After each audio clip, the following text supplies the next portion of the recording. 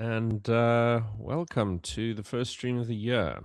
I have to apologize for missing the first couple of weeks. There have been a fair few things going on. And one of the things that has been going on is that I am working on a periodical edition that is going to be coming out through the Cape Independent. It's called Prism. There's a lot of long, sort of specific, topically focused things. So we've got an in-depth analysis from Gideon Huber on the nature of gun rights and the campaign against gun rights by the government, especially also their attack on Syria. We've got a couple of contributors from the Zulu nationalist world looking at identity dynamics, who's trying to push towards the center, who's trying to pull apart and devolve. We've got speculation about what role the traditional leadership can play in growing autonomy in the region and becoming a vector for autonomy in various different ways, a vector for development, should we say. And we've got some critical evaluations of the state of the Cape independence movement. So, as well as a review of what Solidarity has been up to in the past year or so, and where they can go from here. What are the next obstacles, and so on. So it's fairly broad, and it's going to be looking at all of the different secessionist movements, different rights groups that are pushing for individual rights, market rights. Nice big thing on Sarkelich and what they've been up to, because I think they deserve a big medal. They're the only group this year that I think has been, you can't even find nuanced fault in what they've been doing within the strategy that they've adopted as an organization. They have been the most effective and the most, how should I put, focused of all of the elements and all of the movements that have been pulling away from the center. And this is what Prism is going to focus on once a month going forward, and it'll be behind a little paywall. And we're also launching a sort of soft subscription service for much cheaper than this to the website, which is going to be, I think we've settled on 10 Rand a month. And this 10 Rand a month is just going to push for the only real perk that you get from it is that you'll be able to comment on the website. But that's why I wanted to make it extremely cheap, because that way it mainly functions as a support donation. Um, and then I'll try my best to sort of get to as many of the comments during the week as I can on the website about various articles. Um, and yeah, that's more or less some of the news from the website. Although we will see how these get, and hopefully by the end of the month we'll have a very nice, sexy monthly periodical that we can put out. And when we've got enough subscribers, I think the threshold that I reached was, I think if I got to 2,500, I could put out a print edition. So it doesn't require that much momentum to get to a point where I can produce something nice. And it'll be like, nice glossy cover, nice light little pages, like The Economist.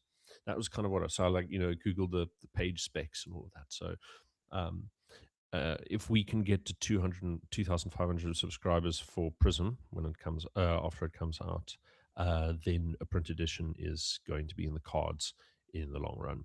And there's other developments, but they're not cast in stone yet, so I won't be talking about them now. But when they are, we'll have something cool to say, and something for people to sink their teeth into. But for now, I think I'll just let you guys know quickly that David is not going to be with us this week until a little bit later, because he has just got swamped with work quickly. And so he's going to be along a little bit later to talk to us about some of the on the ground developments with, Fishhook and Fisher Haven and a couple of these other areas that are facing problems.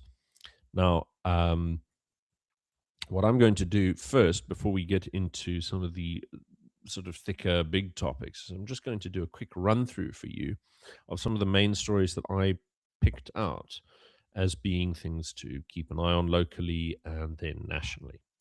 So, as usual, we start with the Western Cape because, you know, the Western Cape is where we are from and what we're about.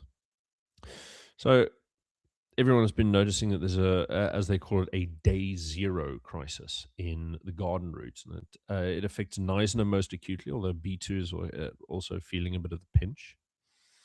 The Akkerkloof Dam is at only 15% capacity and has only 10 days of supply left.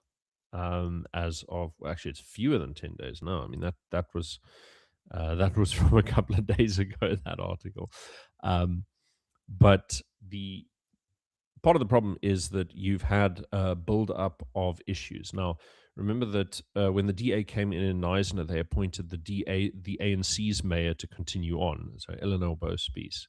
Um, mm, yeah, I mean, she got involved with a couple of scandals and so on. And when it came close to be it to the point where they had to do something about her, they just promoted her to Parliament. So yeah, that's the usual move in the DA. If you steal or break the law or something, they'll cover up as much as they can, and then when they really can't avoid holding you accountable, they'll kick you up to Parliament. And if the police investigate, then they'll get rid of you. But broadly speaking, this is not a party that does accountability; they do PR. So yeah. I mean, look, we had a local disaster declared on the 13th of January, and there's been pressure about declaring a provincial state of disaster, and then there's national disaster stuff getting involved, and then Pemi Majordino, the clownish woman's been showing up to flounce about. But I mean, they've had some really sort of janky changes with coalitions over the past, however long. So that's one of these hung council areas. And I mean, look, the garden route is an area where the DA has been very keen on recruiting former ANC members to lead, like Memory Boyson for a very long time led Plettenberg Bay and then the Garden Route district municipality around it. And I mean, he was involved in millions and millions of rands of financial malfeasance where his ANC appointees who were kept on for more than a decade were siphoning out huge amounts of money and wasting money on things that didn't get done. And so that whole part of the country is very, very badly run. And look, I mean, the ANC, because their corruption is more severe and deeper, it is obviously worse to have them in charge, but the DA is not looking, it hasn't been cleaning house correctly, and they haven't been holding. I mean, Memory Boyson was allowed to stay on for a very long time, and the DA speaker who blew the whistle initially, Johan Brummer, back in 2011, they concocted a very sort of Hong Kong reason to get rid of him. And he sued and won, but it cost the DA millions of rands and like 10 years in court over, I think it was like a 5,000 rand late membership fee claim that they used to get rid of him. And he didn't even go to the press to defame the party. He emailed Helen Ziller and Anton Bradal, and that got him in trouble. Uh, so yeah, no, I mean, I covered this. I covered this a while ago. Um, yeah. By the way, comments. When I've gotten through the sort of round of the news, I will get straight to the Groenewald thing. It's interesting. It's interesting. I think I found the guy. I can't say 100% certain, but it seems quite likely that we've got him. But I'll get to that in just a minute. It won't take that long. I'll get through all of this stuff shortly. Okay. I'll try not to get in too deep into the weeds with these topics. The other thing is we've got overcrowded Cape Flats school dispute. So, I mean, before I go, just one more thing. You got to remember that there was a desalination plant that was planned for Knysna to cope with it, and this has not come to fruition. So this was mooted in 2009. Now, the DA has been around for a very long time, and they haven't tried to put this thing together.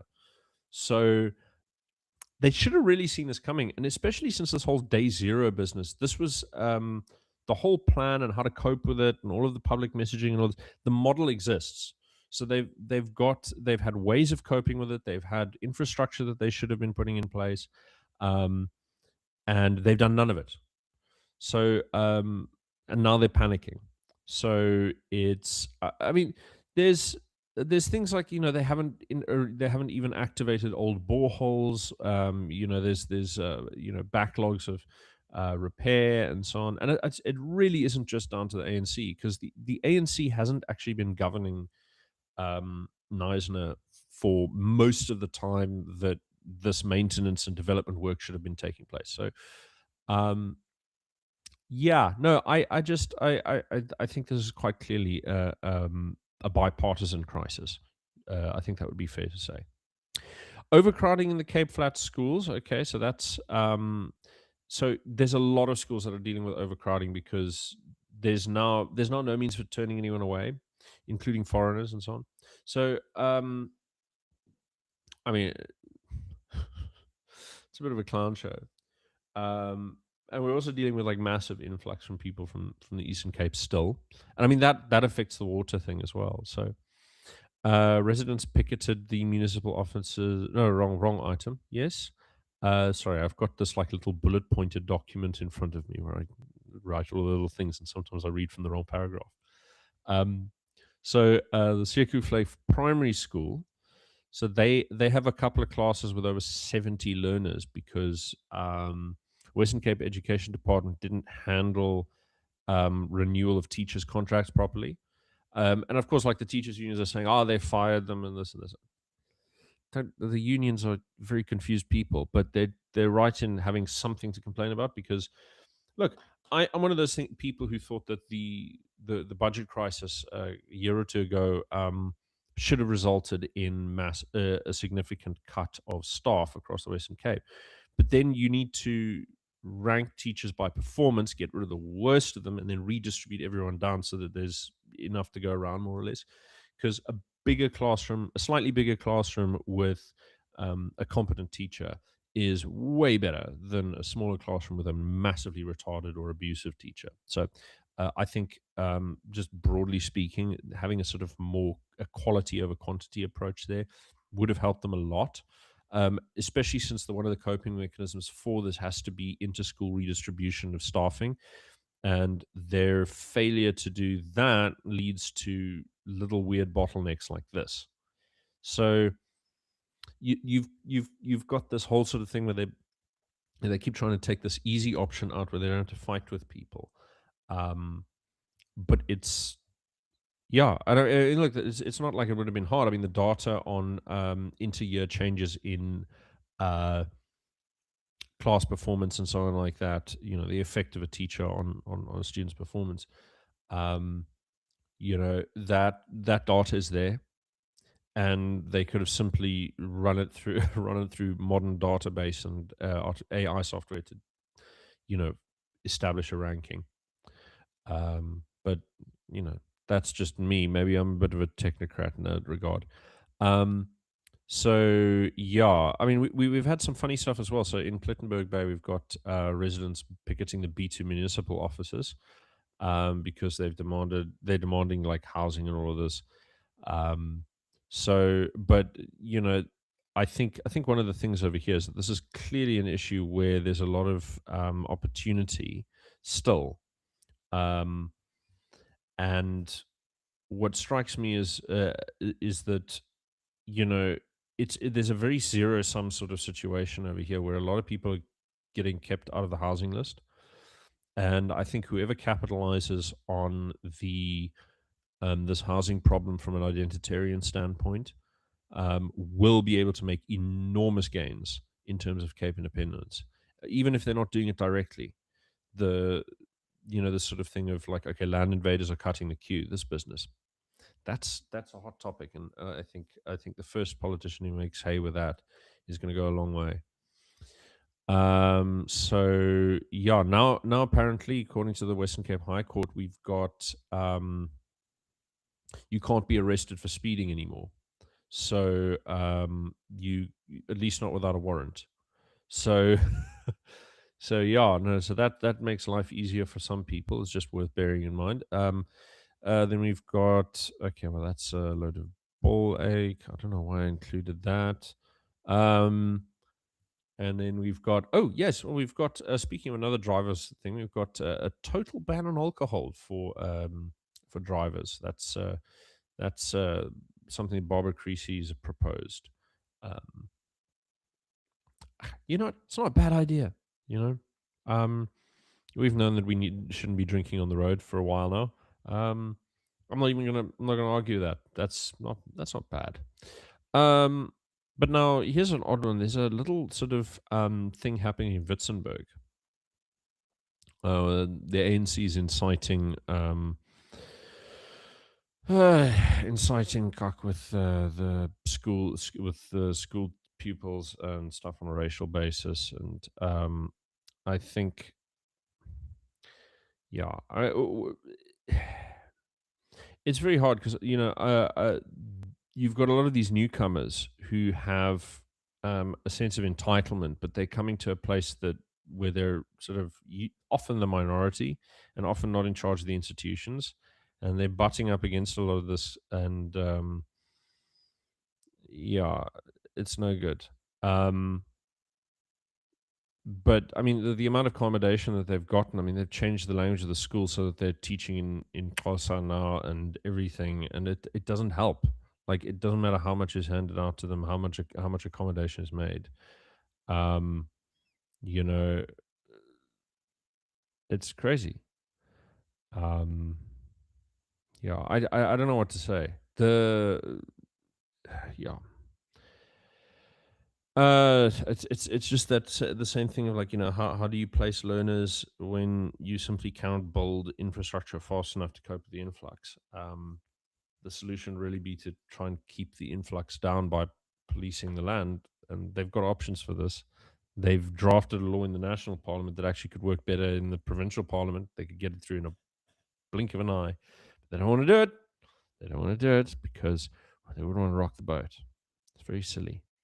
Not taking advantage of opportunities.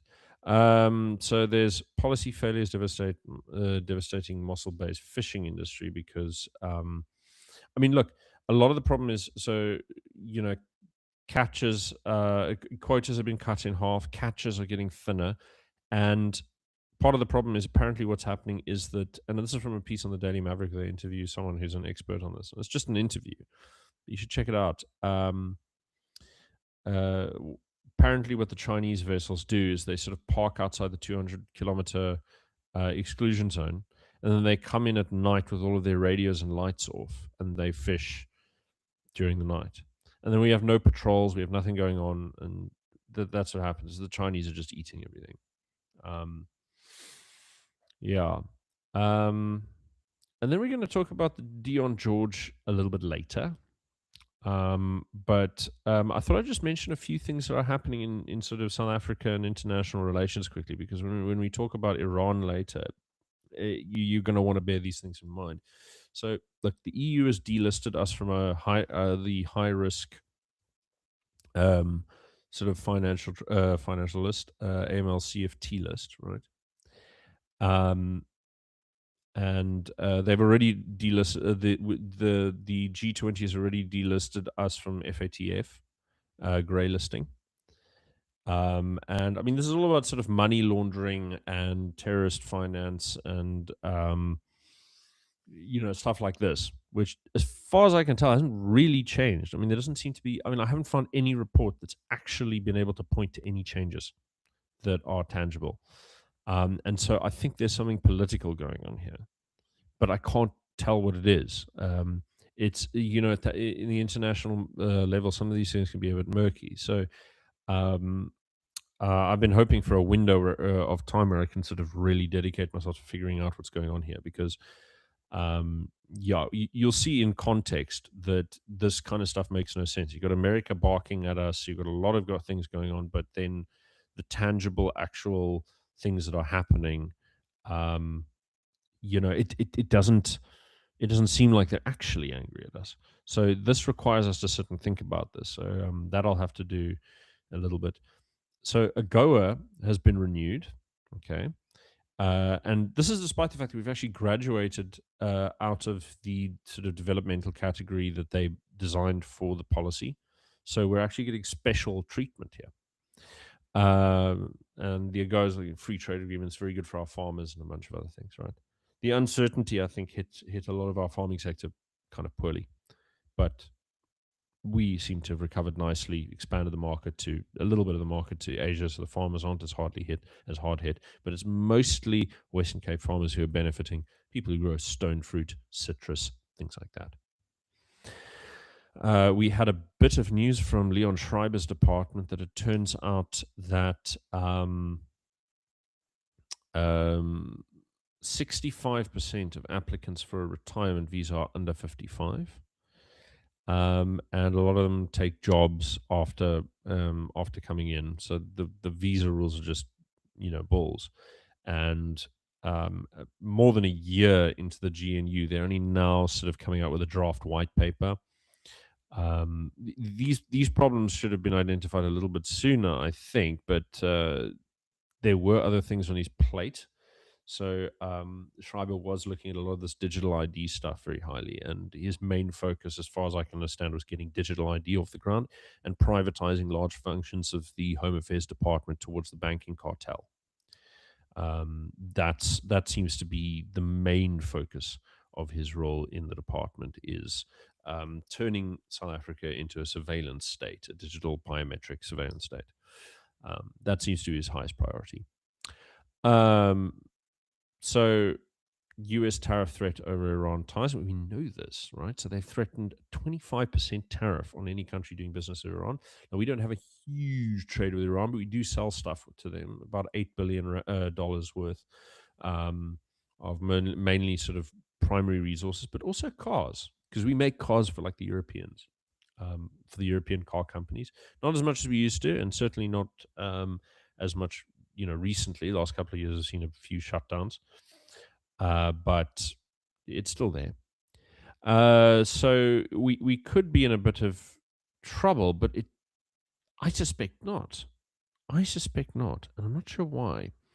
It's just looking at the other contexts. We haven't gotten slapped. America's sort of being nice to us. Europe's being nice to us. Well, actually, the G20, one of those big Western countries. They're being very nice to us, despite a sort of lack of meaningful reform in certain areas. I suspect that some of that realignment has got to do with the digital ID stuff, because there's this prevalent idea that this will combat fraud and criminal financing, and somehow I suspect it won't. I think there will be a lot more media of exchange that we are not aware of that will continue. So yeah, remains to be seen. So here we go. So then, of course, UN condemns our Iran trade, but that we're going to talk about that later. And we have the SARB has reviewed the prime lending rate structure. So now that's a bit technical, so I won't go into that details. So they've removed the prime lending rates, 350 basis points that have been added, that have been around since 2001, and it's going to make a lot of lending a little bit cheaper. But I mean, it's not going to make it easier to get credit if you're a muhu. But the actual costs of the debt will be a little bit easier, and you might see a slight increase in inflation as a result. Although I think it'll probably be lost in the noise, honestly.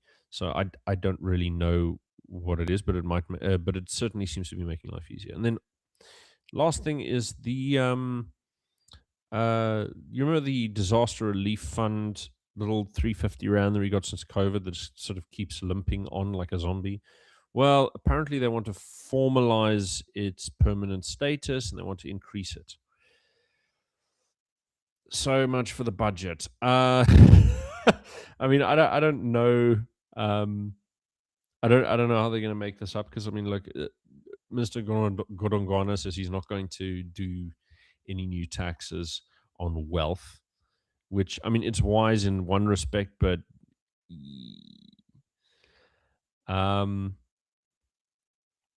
yeah, no, that's not good grief. The fiscal cliff approaches inch by inch. So I think that's most of the stuff covered. Now, in order to cover this next thing, I am going to have to share my screen. Let's hold on. Now, bum bum bum bum. Let me go for a window, and let's just go for this whole window over here, and you're going to see me. Hello. And then you're going to see Mr. Groenewald. And I know you can see a lot of tabs up here, but you have no idea what they are, and they're all news. So, what's interesting is, so you've seen this stuff on social media recently. Peter Groenewald for president. Woo! Whatever. So I had a poke about it, and it turns out there's this website. And it's not much. It's a lot of AI generated text, and you can tell from the sort of dead tone and the lack of specificity that it feels movementy, which is not like oh, there's like this philosophy of Groenewaldism. It's a very bizarre tone, right? And I mean, you can see down here, there's actually a number, a cell phone number, and an email address. Okay. So now the interesting thing that you want to see, okay, so when did this thing start? So it starts over here on the 4th of January, right? So this is before any of the social media posts. So I go, okay, well then this is definitely this is from the Who Is database from GoDaddy. So you go look at this up. Okay. So that's where we are. And I just wanted so I Googled the number. And the cell phone number brings up this old page from All Africa for a guy called Chris Kanyane, Mr. Little by Little. And yeah, no, he's a 50-year-old academic at UNISA. And yeah, no, who he was briefly at UNISA, but he's the Human Sciences Research Council. And I mean, look, I don't know if he's entirely behind the campaign, but it appears like he's involved, right? So now his cell phone number over there is the same as on the website. I mean, this number is from 2009 and it's the same. So I thought, okay, well, look, there's a chance that it's not the guy. So I just went and looked for his email address, and there's the same email that you get on the Groenewald website, same location, sort of very vague, Pretoria. And now he has a lot of these sort of weird AI looking book covers and things. And, but he has a couple of books, like 3 or 4 books that he sort of punts that are, not very like new or anything. But I thought this one was interesting. So, from what I can gather, this is a book about why Nelson Mandela and the ANC are evil, based on their sort of People's War era tactics. And I thought that was very interesting. Very interesting. So, I mean, look, Chris Kanyane is a real guy. He's an archivist. He's done it's very funny stuff where he sort of goes like, okay, African history, but it's like leadership psychology, how to win in the workplace by being a super, like, extremely African. But he's very, very anti Mandela and very, very anti-communist. But like these things over here, like the videos that he imports, are like they're AI. So if you look at this, I mean, this is from his YouTube channel, and then I go to his YouTube channel, and it's like waves and waves of AI generated stuff that's unwatchable. A couple of bits of real footage from him at Operation Dudula protests and things like that, but nothing huge. And then an old archive for a defunct sort of thing called Prestige Publishers that he ran, which there's like one timestamp on the Wayback Machine. So like the cell phone and the email address on the Peter Groenewald website tie back to him. And then like I had a poke around on Facebook trying to find who was posting about it, and until like the last day or two, it was just entirely like new, like 5 friend accounts with that exclusively posted about Peter Groenewald. So it seems to me like there was and there weren't a lot of them. It was like, I think I only found 3 that were posting about him. And So I get the impression this is actually just sort of one man's job. And then what happens on the 13th is that you have that guy, not Barry Rue, which is a big sort of populist, sort of black nationalist account on Twitter that sort of makes fun of, has sort of got his identity making fun of the famous white advocate Barry Rue. And yeah, so he's yeah, he picked up on it and he's saying, like, how can this happen? Why are people asking for this? All of that stuff. So yeah, it seems that what happened is, like, the Chris Kanyane was punting these. It seems like, again, don't know for sure in case there's a legal thing, but it seems like it's Chris Kanyane. Um, the accounts were the little tiny Facebook accounts. They were punting things into these, like, big black politics debate forums on Facebook, and um, yeah, and then people get angry and they rile about it and everything. And so it seems that so this Barry Rue guy's picked up on it, and then there's like a few contrarians who've kind of stood up and gone, no, actually, all of this heilige stuff about black unity and all of that, screw that, everything sucks. So why not? And so I think there's a little bit of juice in there for Vryheidsfront Plus, but I think some of them who are expecting sort of like big, strong Rova Boere in the Vryheidsfront Plus are going to be slightly disappointed, because they're politicians, right? They're guys who went. Politicians don't tend to be sort of hard nosed, sort of roughnecks. They tend to be office guys, house cats, in a way. Um, and so they might be disappointed in what they're going to get. Um, but I mean, look, I still support the Vryheidsfront Plus. I have my misgivings about them. I've made them clear in the past.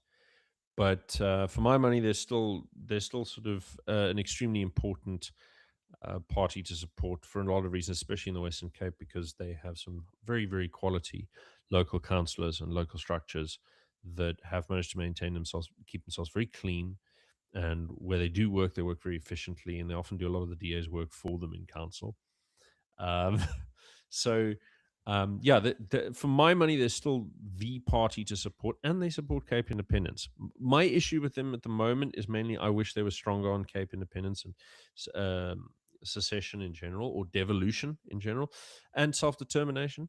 So, I mean, look, they got a sort of a concession for Orania in the Northern Cape as part of their supply and confidence deal with the ANC over there. I don't know what that's going to mean in the long run, but the it seems to offer some sort of added assurances to what's going on, that no one's going to touch Orania uh, as for now. Although I think this is mainly that's not a very substantial thing. It's not like the Vryheidsfront Plus can enforce it or courts can enforce it. It's a political promise, which it means something, but only as much as the will to enforce it does. So to bear in mind, um, I think no, I had to go to deal with something quickly. Now, um, with Garden Route and the other municipalities, I think one of the things that I struggle with over here is understanding exactly why these things don't get taken care of. Now, um, the what I find strange is, look, they have that desalination plant there, and it's literally, there is one that's sitting idle. But there hasn't been anything done about it, and I'm just confused. I'm just completely confused. Now, I mean, they've got. There's also been plans for a new dam at Charlesford. So okay, upgrading the pumps, greater river extraction, and so on. But they don't have it in the budget for this. because they've got to take care of free goodies and consultants' fees and tree trimming and things like that. It was like prioritization on these people is absolutely retarded. I mean, look, it's not just. I mean, look, it's not just the DA, it's not just the ANC. It's both of them together are busy cocking up this whole area in the garden route. Lots of this stuff, you've got you got water pipes, some of which are still made with asbestos. Unbelievably, I couldn't believe that. I didn't know that anyone had actually ever used asbestos for water pipes before, but such is life. And yeah, no, we had yeah, they lost about 50% of water from like leaks and bursts and illegal connections. And I mean, illegal connections. I mean, how much is that? I mean, um, you'd have to quantify exactly how much from each is actually really difficult. So I don't know. I mean, this is the thing: is it's consistently everyone's playing catch up. Like the most important thing is getting your basic service delivery in line. I mean, even like you hear this from Hill and Zilla, like, oh, we need to get the basics in line in Joburg, and then that's going to. I think, okay, cool, but your party's already sort of had time to shore up all of these things. If they'd done their job in council, then the year or so that the ANC's council has been in charge in Knysna would not have been able to cause a crisis. You know, I mean, think how long it took almost any part of South Africa to go from the excellence of service delivery, the excellent quality of service delivery we had in the 90s, towards, what we saw by Zuma's time. It wasn't just like Zuma showed up and then everything broke by magic. It was, you have like a decade or two of neglect. So, the DA say, oh, this all failed under ANC. Yeah, but it's been straining under your governance for years and years. So I mean, I can't bring myself to take these kind of defenses seriously. It's been very extreme neglect of all kinds of very important systems.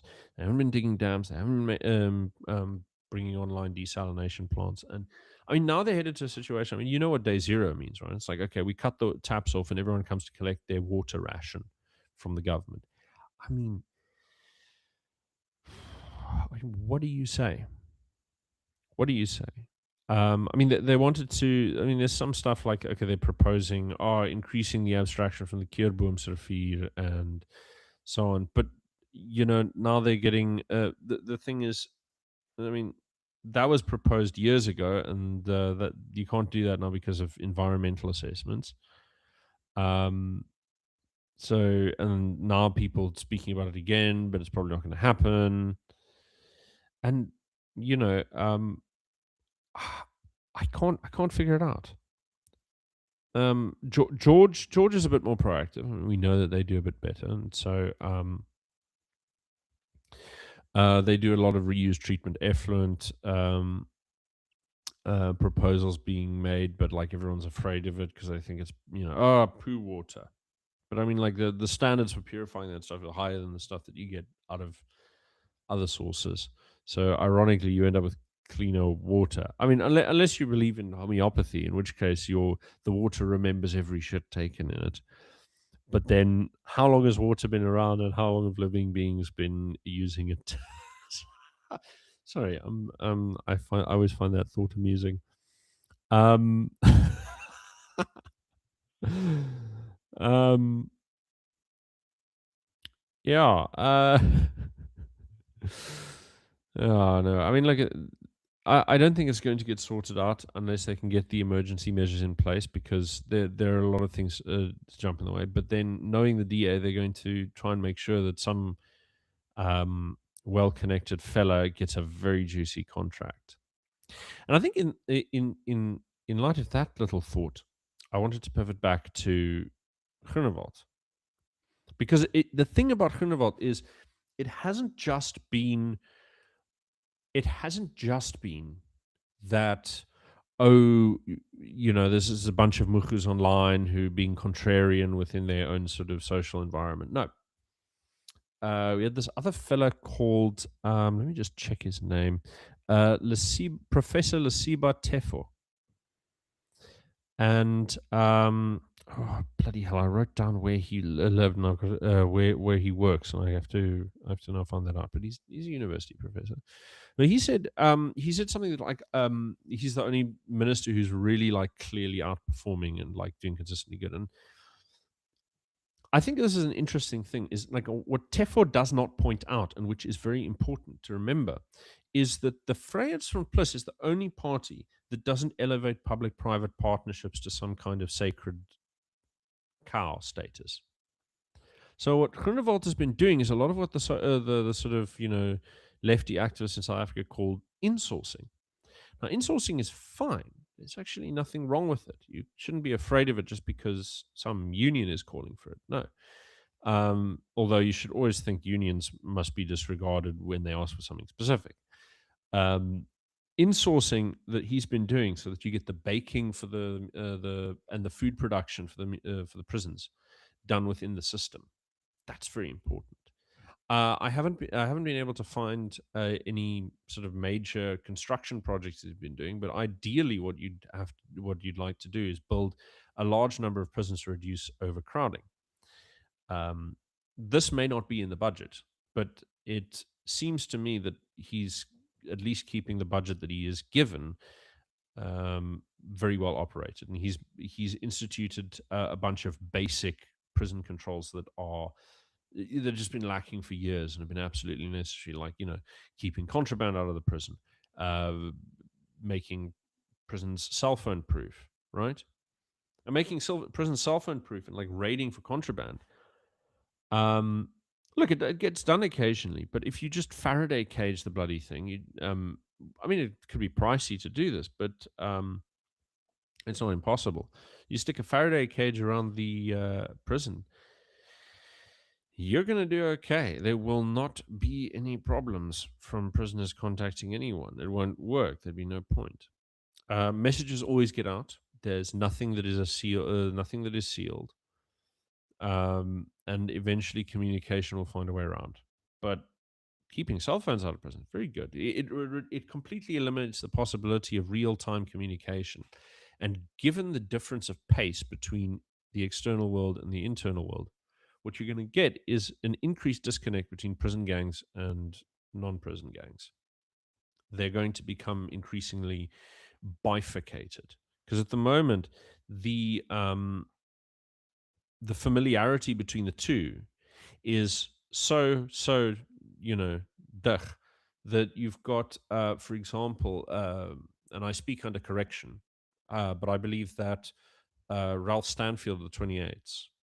So, he came up in the outside world, and there's certain criteria for initiation that you need to be made a full member, of the prison gang. So when he gets arrested, he gets promoted anyway, despite not having gone through these initiation procedures, because the weight of what he controls in the outside world is so large that it simply would be unrealistic to try and subordinate him.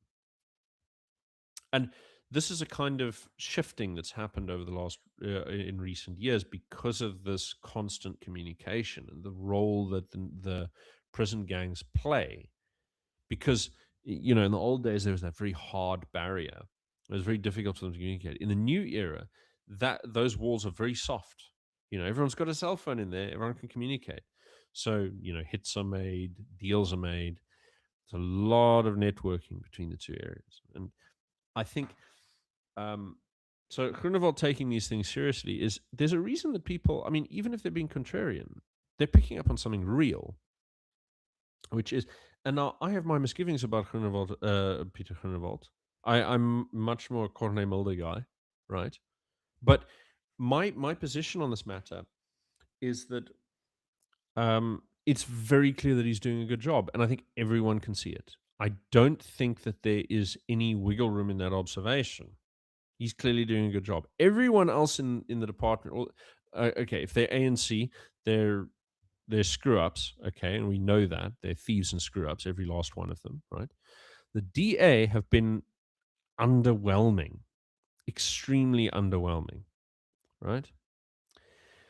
Now, that's to put it mildly. I mean, we've been watching in recent days this massive explosion has been happening between John Steenhuisen and Dion George. Now, I don't like Dion George. Okay, really hate him. He is a massive, like draconian green nut, right? And they put him in charge of the Department of the Environment because he's passionate about suffocating anything that isn't green, right? So he's this very radical ideologue, and he has problems of his own, which we will get to. But the problem that comes up is that John Steenhuisen has got he has him and Willie Orkamp. Now, Willie Orkamp is has a very interesting past, and I recommend anyone go look him up. I mean, I think a lot of it's on Wikipedia, but he started out with his father in this really tiny little like hard right Afrikaner Nationalist Party. Right, two of them formed this. I can't remember what it's called because it's completely defunct. And then they refused to join the Freedom Front Plus because the Freedom Front Plus was making like compromises. And then he marries a white ANC lady and joins the ANC. And then that marriage lasts all of a year, blows up, and he has a really horrible family tragedy. His daughter's killed in a car accident. Then he retires from politics, completely disappears from it for years. And then he pops up in the DA and immediately shoots straight up to the leadership. And he appears to have a background in sort of gaming agriculture and security and things like this, right? So he didn't idly sort of waste his time. He had a life, he had a career. And this kind of gets into the interesting thing is that the ties that he has to like the lion breeding industry and so on like this became the main spotlight. Now, when this was going on, so I have this contact in Stellenbosch that when I was looking into Stellenbosch's issues with um, sort of unethical, corrupt government and property deals and stuff, some of which I can't really, frustratingly enough, I struggle to talk about because there's some details that unless I can get direct sort of cast iron evidence, I can't really talk about because they affect extremely powerful people. So like unless I can get something that's like really hard, there's some things I can't go forward with. I have to be cautious about it. But one of the things that sort of came up from this contact of mine is that I got a whole bunch of photos from this huge event that preceded the decision to get rid of Dion George. And it was like a whole bunch, so ANC bigwigs like Musi Maimane as well, Ivan Meyer, Orkamp and Steenhuisen, and they were all at this big boozy holiday shindig at some massive game farm. It was some big event. And like he gets back from this big boozy Indaba and he gets rid of Dion George because he's irritating these people. And at least that's the appearance, that's the implication that was carried through. I mean, a member of the person's family was one of the people present, so they didn't want me sharing photos. So I understand. Um,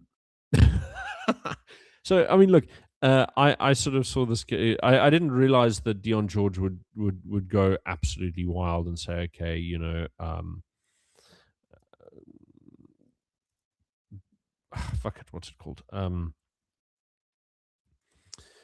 I didn't realize how far Dion George would go with the accusations. I didn't realize that he'd go to the public protector with stuff. So he's taken a lot of initiative, and he's done something that is going to be extremely damaging. Look, John Steenhuisen is already in the doghouse with his electorate because he's weak and he's compliant and he loves the ANC. He doesn't care about minorities. He hates Afrikaners, right? And this is like transparent in all the way he's been conducting himself. I mean, the one critic of BEE who was involved in sort of an advisory capacity. Well, advisory capacity is the wrong word. The part the department has to consult with representatives of the farming community in order to do things right, and you've got a couple of them. So Agri SA is all of the big mega farms. They have BEE ownership structures and all this kind of stuff, and they're very, very pro anything the ANC does. They support everything the ANC does. They never criticize them. They're allowed in the room. Um, Now, Theodore Diago of Sai, he criticized the Agri BEE policy, and he wasn't just turfed out of the room. He had his photo edited out of his image edited out of press photos, like it was Stalinist Russia or something goofy like that. And he's maintained an extraordinary amount of criticism of the DA for a while now. So yeah, the consequence of this kind of stuff is, look, in every kind of political movement, you're going to have people who make enemies from working together in close quarters a lot. I mean, you read Tony Leon's memoirs, and you hear like big screaming rows that he's having with Helen Ziller and all of this, and so that's normal.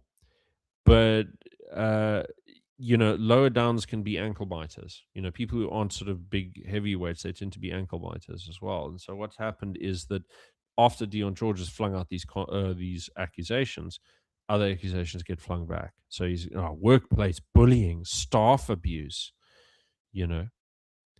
And so he said some of these are false and defamatory, and he plans to sue for the smear campaign. But I mean, he's already resigned. He's already left. It's over for him, right? He's going to go into whatever technical field he ends up in for the last little while of his professional life before he retires. And that's going to be it. I mean, what was interesting was that so Helen Ziller talks about a couple of these, like, they're actually some very soft indiscretions compared to the kind of stuff that she generally tolerates from, people at a local level who are strategically important. So, Memory Boyson and others, right? So, uh, Helen Ziller says, oh no, he raised staff salaries at taxpayer expense, Um, and talking about directing ministry staff to obtain departmental information for internal DA political purposes. But what specifically? I mean, they're not going to tell us exactly. I mean, she doesn't mind partisan meddling. Nobody in the DA minds partisan meddling and crossing lines and bending rules, right? But you cross the line and you get into deep trouble. Now, here's the interesting thing. It's a lot like the stuff with the ANC. I mean, like, you can steal millions, you can have people killed, you can destroy any kind of stuff you want. But if you rat on your colleagues, then all of your minor indiscretions that are unrelated to the big scandals will come out. I mean, look at Groenewald. I mean, the current court case against him at the that's coming out of Hertisbe's Afri Forum is for, actually, I mean, in the grand scale of things, I mean, this guy's almost certainly taken like sums several orders of magnitude larger. But what he's getting caught on is a 50,000 Rand sort of irregular expenditure in Dubai with his wife. And so, I mean, this is the kind of thing that happens: is they're going after George for these little sort of picadillos, because he shined the light on something serious, a serious vested interest, conflict of interest. John Steenhuisen and really Orkamp is going to be replacing him. I mean, they're saying that he's too close to these private interests that want certain concessions, and I can believe that. I can believe that.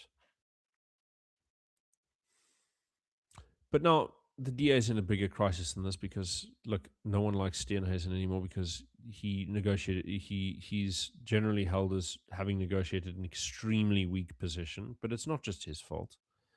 I think people who can be blamed for this include Ryan Coetzee, include Helen Ziller, right? And some of the details of that discussion can be seen in Tony Leon's latest book, which great bookstores everywhere, go buy it. I mean, you're really only buying it for that one or two chapters that cover his diary during the negotiations. Everything else has got like the rest of it's got like a couple of interesting anecdotes or whatever, but that's really what you really want the book for any kind of reference purposes is the coalition negotiations, 2024. The fallout of this is being that right afterwards, Jordan Hill Lewis now says, okay, he'd love to run for president. Now, of course, he's never going to win because he's a white guy. He's never going to have it because the ANC will not just give up their entire country to the DA and forget their revolutionary dreams. I think, but I think he's definitely going to do it. And the thing is, I've been told about this for a couple of years now, and I remember my old partner on this paper, my late partner on this paper, Vian Hutting. He would often tell me about how Jordan Hill Lewis is Helen Zille's protege. They've been together since 2006 on pretty much on most things. So he was involved fairly directly with watching the urban upgrading framework that Cape Town instituted in that year. I actually found out, funnily enough, that it was drafted under the ANC in 2005, and then Helen Zille's contribution is bringing the German Development Bank, which okay, good for you. You found someone to run a pilot scheme for you, and you pushed it through. But I mean, everyone knows the effect of this. You give free title deeds and free utilities to anyone who will invade, and you get shed loads of sheds everywhere. And it's yeah. I mean, what do you say? They're wrecking the province, wrecking the city, and proud of it from year dot. But Jordan Hill Lewis is clearly a capable operator. He's very smart. He's got a good work ethic, and he doesn't mind doing goofy stuff for the camera, but also cultivates an air of sort of emotional distance from it at the same time. He always seems like he's about to go, okay, that's enough of that. Whenever he's meeting the public, in a, but not in an undignified way, but in a sort of way that I think it makes him look good in a funny sort of way. You know, um, but he has a very good PR agent, and she's a friend of Vian's, uh, the late Vian Hutting. Now, Vian Hutting is a very right wing guy. I think anyone who is familiar with his social media presence or his personal conversation will know he's very, very right wing. More so than I am by a fairly substantial degree. But he was good close friends with this woman called Sarita Engelbrecht, who, according to Vian, and I don't know if it's true, I've never met her. According to him, she's an EFF supporter. I thought that's bizarre. This woman who does PR for Jordan Hill Lewis is an EFF supporter. But apparently she's previously in Media 24. She was fairly high ranking, so she has a lot of close friends in the institution, allows her to have direct access to the editorial team. And so if you pay attention to how Jordan Hill Lewis is covered, it tends to be very glowing. Okay, it's not that there aren't the occasional criticisms that come in from maybe Marvin Charles or whoever, right? But you get a lot of these extremely like sort of congratulatory puff pieces. Often things where it's been like a passion project, some subordinate of his, who's worked their tail off to try and get something done, and then he sort of swoops in with a thumbs up, and then the article credits Lewis for everything. And I'm like, okay, fine. I mean, like the buck stops there and everything, but you could throw the guy a bone anyway. So yeah, we have a very, very left wing girly who's sort of from a wealthy background, fairly shrewd operator, and you'll notice some of the big things. Some of the big things that he goes on about are like, look at how much free stuff I'm giving away, right? That's a big thing. He's Father Christmas, right? Sort of Father Christmas, Mr. Beast, somewhere in between there. And yeah, it's look how much free stuff I can give away with. And yes, I'm going to tax you as much as I bloody well please. And no, I'm not going to ask for the government for any additional funds, no matter how big our population grows, because your tax money should be going to Buffalo City, actually. So sit down and shut up, you little racist. You don't deserve that money. That's not for you. That's for Remgrow, for the new electrical sort of wheeling system that we've handed them a monopoly contract for.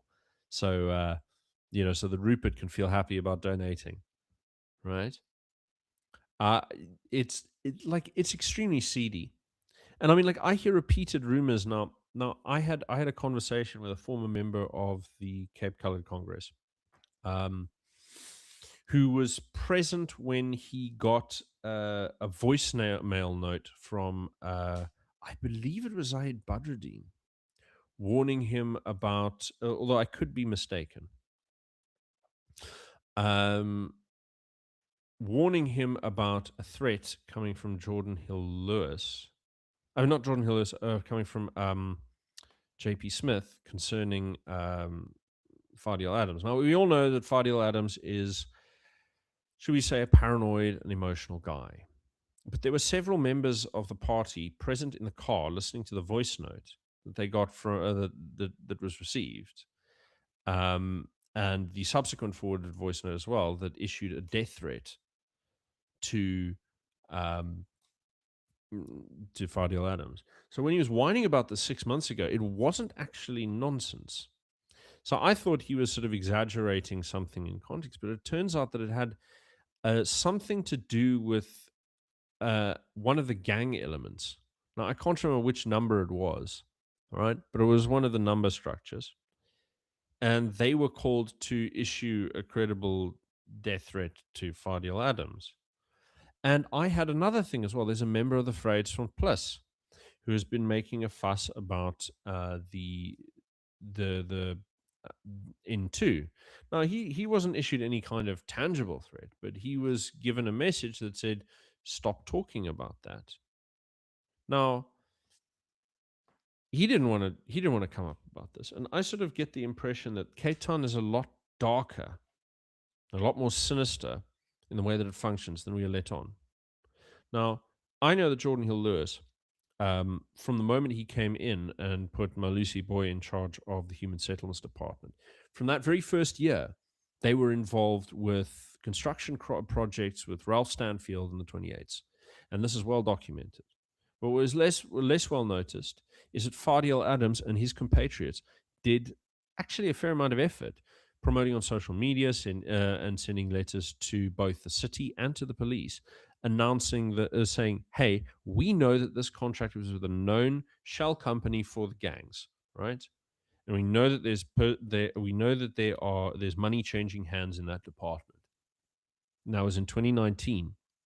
Now, Jordan Hill Lewis can't have been entirely ignorant about this, given that he has one of the sharpest PR ladies on the job, and he's extremely social media savvy, right? So anything that needs to be handled by whatever department is going to be handled.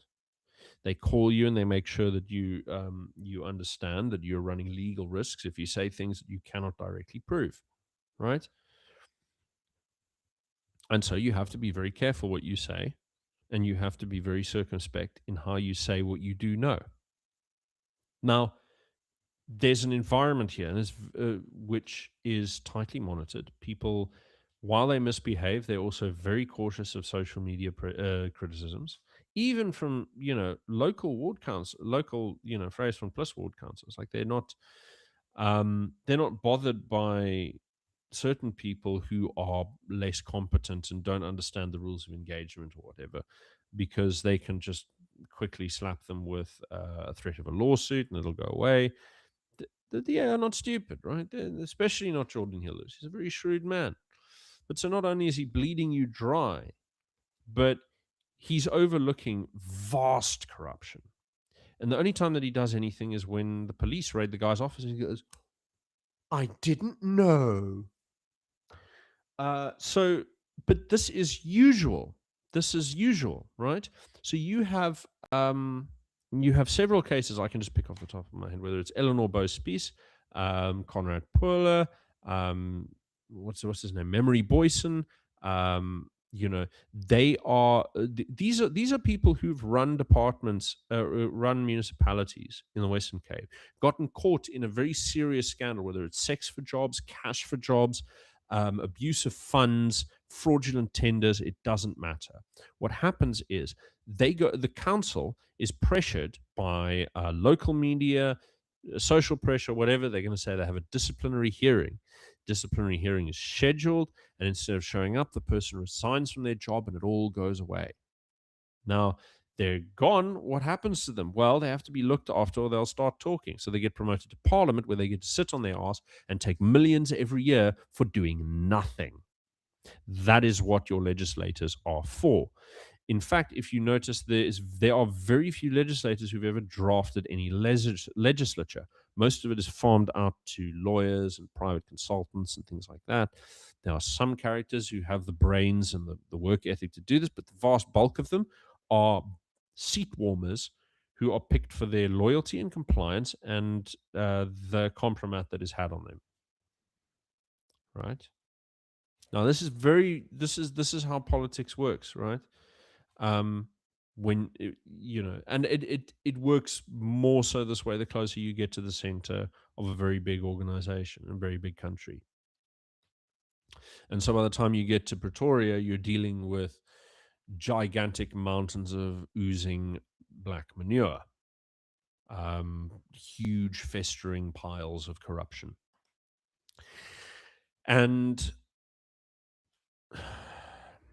the DA is not immune to this. But I mean, someone put it this way: as like the ANC steal in the day and the DA steal at night. And I think it's more or less true. I mean, I think one of the other things that needs to be dealt with is that, for my money, they've got this really subtle messaging that they go on that plays off people's um, unthought through intuitions. And like you can just reason through it like really simply. Like you don't need to have any special inside information, but if you just carefully reason through the DA's justification for their support and their goals in South Africa, you realize that there's a lot of like weird problems that come up. So there's okay, there is one fact that you have to know that is fairly researched, but I've been blasting it on social media and here for a while now. So you guys should know it by now. Is 4%. And there's only 4% of the black population supports the DA, right? So what happens is that the DA are presenting themselves as, we represent everyone, we're the Rainbow Nation Party, but also be flippin' afraid of the people people vote for. And you go, hang on, how do you sell both at the same time? So you have 90 odd percent, because there's also that chunk that votes for the IFP, who are, not so bad, as corrupt as any party in South Africa, but not so bad. They don't aim for bad things, right? And they're capable of doing good. And in fact, their manifesto is actually more free market than the DA's. Funny enough. So the thing that you want to sort of bear in mind here is that they've got this conflicted messaging. They're kind of saying to you, well, Rainbow Nation, we're all in it together, and progressivism, and all of this kind of stuff, redistribution of wealth, all the 9 yards. But they're also sort of trying to trigger your Swart Gevaar. So they're doing rainbowism and Swart Gevaar at the same time, because they're trying to promise a South Africa where everything will be run according to principles that minorities and particularly white people like. But white people don't like to be thought of as racist, and so they don't want to think that that's what they're asking for. So they're telling you this kind of two-level game where they're playing on the things that you don't want to admit to yourself. Because if you want to admit that, like, I like things a certain way and another way is intolerable, but then you have to ask yourself, well, what is actually possible within that, right? What's reasonable? And one of the things that comes out of it, if you look at who votes for the DA, okay, lots of minorities, but what is the skill profile of minorities? Skill profile of minorities is a lot higher than the skill profile of the average black person, right? For a number of reasons, yes, apartheid, etc., etc. the reasons are kind of besides the point. We're looking at how this functions. So you have all of the areas that vote DA have a higher human development index. So what does that mean for the local staff that you're going to be picking up in those municipalities? It means that they are going to be better educated, more competent, and more skilled, right? The staff in those municipalities that the DA can win are better. Regardless of whether you had the DA in charge or not, those places would be better run than places unlike them. Now, yes, you'll have the ANC will come in and steal everything that's not nailed down. This is true. But those are not your options. Your options are not just a DA and ANC. Your options are DA, Vryheidsfront Plus, ACDP, PA, whole line yards. And again, I have to say, I'm not a big fan of the PA at all. Like they put nice things on the label, but on the inside, they're kind of a bit crooked. So bear all of this in mind. My sort of principle here is to think, okay, well, then what are your options really? You actually have a lot of options. Vote for anyone who's minoritarian or liberal. Just do that. There's a block, there's a voting block that represents your values as a minority, as a liberal, right? Of whatever ethnic background or persuasion, if you fit into either of those two categories, you've actually got a number of choices. And if you're conservative, you've also got a number of choices. But you keep voting DA. Why is that? Well, because they're the only ones who can defeat the ANC. Okay. Those votes are not going anywhere. They're either not going to vote or they're going to vote ANC, EFF, MK. That is not going to change. Those three parties are the ANC. They're just broken up. And that's the only reason the DA is in government right now is that split. Right? The fundamentals have not changed. Now, there are polls that say that a big chunk of the black population, 15%, might vote DA. But they did this last time. This happened before the last election, right? They had the same result. And then when the ballots come in, dololo, right? Back down to 4%, like the previous election. And so we have to bear in mind it's a very, very hard line that divides these two blocks in society. Now, colored people are more evenly distributed between the two blocks. Indian people are very, very much more on the minoritarian side. White people are very on the minoritarian side, right? But black people are way harder on the majoritarian side of the electoral sort of aisle than any other ethnicity. They vote harder by race than any other racial group. The racialism of your voting goes black, white, Indian, colored. Colored are the least racialist in their voting choices. Right? But even them, they're minorities. They see the interest in minority interests, right? Now, when you're talking about human development index and all of this kind of stuff and how well you're going to function and the staff and all this, this is the raw materials that you're working with. You still have to whip them into shape. Now, Cape Town and Johannesburg have some of the best. Johannesburg, unfortunately, has to include a large number of people who are, are going to be indigent and dependent and so on like that. But they've got a huge tax base. See, China and Johannesburg should actually be functioning really well. And the DI are absolutely right that this is due to the ANC being in charge. Okay. And they definitely could do a massively better job than the ANC. This is without a doubt. I think anyone who goes too hard in being contrarian and wants to tell you these things are not the case because they want to look a bit extreme, don't listen to them. It really is the case. They would do better. But now we know what happened in China. They completely lost control. They had no control of that municipality and they didn't fix anything with a lasting effect. Okay. And they ended up in a worse financial situation they were before, not just because of the ANC putting them under administration, but also due to what was happening under Mr. Mann's own watch, under Cilliers Brink's own watch. Now, I don't blame him too much. He's done okay. Been facing a lot of challenges. But here's the thing, right? Nelson Mandela Bay is the real lesson. So Nelson Mandela Bay is what happens when the DA takes charge of a municipality that is naturally an ANC municipality. They get in, they get swindled. For example, the legal department starts tweaking all of these evergreen contracts, and they bake in employment contracts so that it's 10 years, you can't get rid of anyone. Thing is, in China, Silius Brink did it for them, as I understand. He gave the the staff and the management extensions on contract. Why would you do that?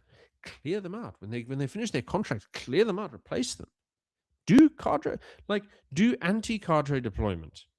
Pick people who have no relationship with this kind of stuff. But they don't do that. No, they try and be diplomatic. They try and make friends. But it's not us they're trying to make friends with. They're not nice to us, because all we need, we just have to cough up. We have to pay to earn, rates and all that. This is a really hard thing. So Nelson Mandela Bay, you see constant council disruptions and defections and all kinds of crazy stuff. But in the meantime, they're looting from the inside through the cadre networks they have in the municipal civil service. And then they also have teams of saboteurs related to the unions in the region. They have taxi cartels that can be sent to disrupt. It's that they have a lot of weapons that the DA just don't have. And the DA do occasionally come close to playing hardball, but they don't go all the way. They haven't really got it in them. They're not. I mean, maybe JP Smith has it in him. And to be honest, I kind of like the thug in him. I think it's a. I think that if he used that sort of aspect of his personality correctly, he could be enormously effective. But there's no way he could. I mean, I watched the way he handled the taxi riots, and I was very chuffed with him, actually. I thought, grand. You keep those buggers in their place. But now it's very important to remember that he is still a member of the party. He's a member of the Exco. These guys are going to do DA stuff and DA stuff only. Right? So when you pay attention to what these people are doing and what the leadership challenges are going to be, you've got to remember Jordan Hill-Lewis is the only guy that they really have. They can't pick Chris Pappas. Now, Chris Pappas got bigger than his boots, and he said everyone should copy his model from Ngeni. But if you give it 5 seconds thought, his entire victory can be accounted by changes in racial, electoral turnout. So I sat down with the numbers, I ran them, and it was literally just accounted for the fact that more white people pitched up to vote. And in 2024, even though you had that huge white turnout, the EFF rallied everyone, right? So not only did the ANC lose all of the districts that they to the MK that voted for the ANC the previous time, but the DA lost all of the little areas that they gained plus some a bit. So MK really wiped out Ngeni, like it did most of the KZN. But the biggest problem over there is this belief that, like, if you just put on a bit of a sort of like German tourist outfit, like the little Itema pattern and stuff, and you dance a little white man's jig, a little bit of Pansula, whatever, then the black people will love you if you just speak a bit of their language. And it's like, it doesn't seem to be the case, right? There is one exception to this. And I remember there was an interview with Biz News a few years ago with Helen Ziller, and she mentioned this woman called, please let me remember her name correctly, I think it was like Anita or Annette or something Grobler, some variation of this, right? And this woman's, a councillor in Mpumalanga. She wins in 100% black ward. And I thought, wow, that's amazing. I've never seen an example of that. Let me go and check. And it turns out that what she was doing, allegedly, is helping organize mass land invasions and parceling out land to people. And that's why they voted for her. And I thought, okay, well, and that didn't last either. So it's like, what game are you what game do you want to play? You're going to give the people what they want, or you're not. And if you're going to give the people what they want, why are we supporting you? Because we're not on that list. What we are the food they want to eat, so to speak. You know. So this is kind of the thing that comes down to the why. So why is Jordan Hill Lewis considered so popular and respectable? It's like, okay, he meets his KPIs. He redistributes a lot of wealth. He hits the development targets, and he outflanks the ANC on free goodies. You know, and he's and he's very woke, and he's very friendly with big business. Um, all of these things are really, really good for the system, but terrible, terrible, terrible for any ratepayers. Absolute nightmare for ratepayers, right? And actually, a terrible news for Cape Town in the long term because of the way that he's changing the spatial development plan in the whole city. So now, I was informed a couple of minutes later, I got a text from David saying that that he's not going to be here, right? He can't come in because he's just swamped. He can't do the stream, which is unfortunate because he's the guy who knows all of the local sort of shenanigans, the ups and downs. And we're entering into this area, this point now where we have to now start focusing on local issues. Okay. And so I'm going to have to defer to the articles that he wrote recently. Now, some of this is related to Overstrand. Okay. Now you got rising. Now Hermanus is the worst affected. Now we all know about this Hermanus business. Part of it is that from about 2018 or so, we had a couple of little white women. There's like, I think their name is Mandy Owens and Vanessa Swanepoel. So they're fairly progressive, communist, extremely anti-white, white women who, I mean, I can remember there's supposed to be a voice note that someone has for me about her going on a big rant about how much she hates white people and planning to do something like that. I need to follow up on that because that's for another thing. But there's a local activist. I can't remember his name. It might be here in the article, but they start together something called the Land Party, and I think it's Overstrand. Let me see if I can find it because I've got notes. I've actually got notes for this from the conversation that I had with David from a while ago. Okay, let's see. It's called. Okay, so the man who leads the Land Party is called Gobani Nzongana. Okay, and he's an open sort of Xhosa supremacist. He believes that the Western Cape belongs to the Xhosas exclusively, and he's going to clear us out. Okay, and no one's going to tell them what to do. No one who is not pure of a pure black race deserves to be here. That kind of thing, right? This is generally the vibe that he tries to project, as far as I can tell, right? Now, between Vanessa and him and the little network they organized an extremely violent protest in 2018 where they they vandalized and burned down parts of the town restaurants and all kinds of things. And the way that they organized it was on the basis of illegal foreigners, like, oh, are you employing illegal foreigners and all of that, right?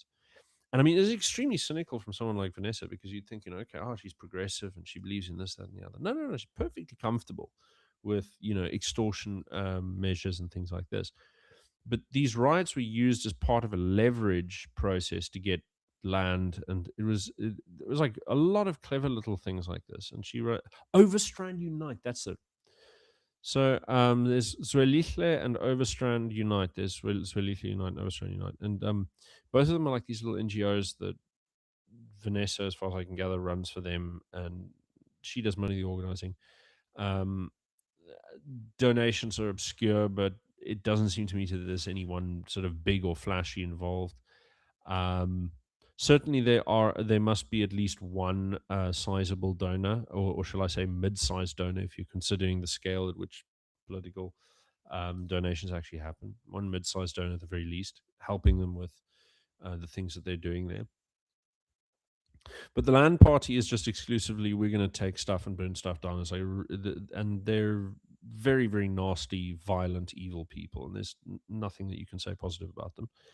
Um, but I think, but one of the problems is the DA doesn't do very much at all to curb them. So very shortly after all of the big land grabs in 2018, and but they were no, the the DA didn't try and pressure the police for additional criminal charges. They didn't go after incitement to illegal violence. They didn't do anything like that to try and deal with the problem in the area. Not working with the police or prosecutors on anything. And then they immediately ran around trying to give everyone free title deeds to show off how nice they were. So it's there's this very sort of clear pattern where they just completely give in to everyone all the time, no matter what they're demanding, unless they're ratepayers, in which case they have to be disciplined, right? Consistently. I mean, there's that interview. What was that from Jordan Hill Lewis the other day, where he says, "Okay, um, we actually think that we shouldn't be enforcing any planning permissions on anyone in informal settlements, unless you're white, basically. If you're white, you got rules. Anyone else, just do as you please. We're trying to densify the city. So if you can just build as many nasty, ramshackle high rises with illegal electrical connections as possible, go ahead. I mean, of course, he caveats all this by saying, yes, they should definitely be complying with the laws as long as they're complying with safety procedure. Like, are they going to? How are they going to enforce that? You're going to send down like some local mucha with a clipboard to march through Khayelitsha and go to every other. Excuse me, but your electrical connection is not up to municipal bylaw standards. Like, is he out of his? Like, what kind of nonsense is he talking? Like, oh yeah, he's actually just openly advertising that they've completely given up on any kind of law enforcement or bylaw enforcement of any kind. But he will breathe down your neck like like Hannibal Lecter if you so much as trim your verge incorrectly. It's the most bananas situation. I mean, this is not a guy who's like shy of abusing his power when he wants to. I mean, you remember that thing that the Good Party uncovered a few months ago, where he came down like a ton of bricks on one of his mother-in-law's neighbors because of, I think it was a noise complaint. And then he found out that he'd been repairing cars in his garage without like a license or something, and decided to like, I can't remember exactly what the details were. You should Google it. It's what is this guy? What is this guy? Um. Anyway, sorry, Overstrand. So I'm just literally going to read you the article, and you can check it out as well. The article's called "Overstrand as an Immuligate." So now it's not just that they're mismanaging the land problem. They're also writing off shed loads of debt, and this is enormous. I mean, you got to remember there's a clip by I think his name's I can't remember his first name. I think it's Grant Haskins, the councillor in Cape Town, the ACDP guy. There was a clip that I extracted from an old council like a few months ago, and the guy was talking about how every single year, like when the DA came in, and he's been around for a while, Haskins has. So when he came in with early on, and the DA first take over the government, and say, "Oh, we have to write off all of this debt because the ANC has done this."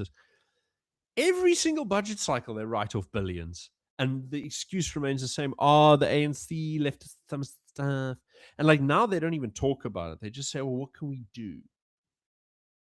Well, you can stop spending so much bloody money for a starter. Oh, we spend 75% of our budget on the poor. Well, stop then. Stop. Clear them out. Like, you run the provincial parliament, amend the PI Act so that it doesn't extend to people who illegally settle. This is perfectly consistent with national legislature. It simply clarifies the law for a local context, which is provided as a dual competency under the sections 4 and 5 of the schedules 4 and 5 of the Constitution. So you can do this, and because you own the provincial parliament, you can just ram it through and don't have to worry about anyone else. And that bill is something that they drafted for national parliament, but won't put in provincial parliament where it'll work just as well over here.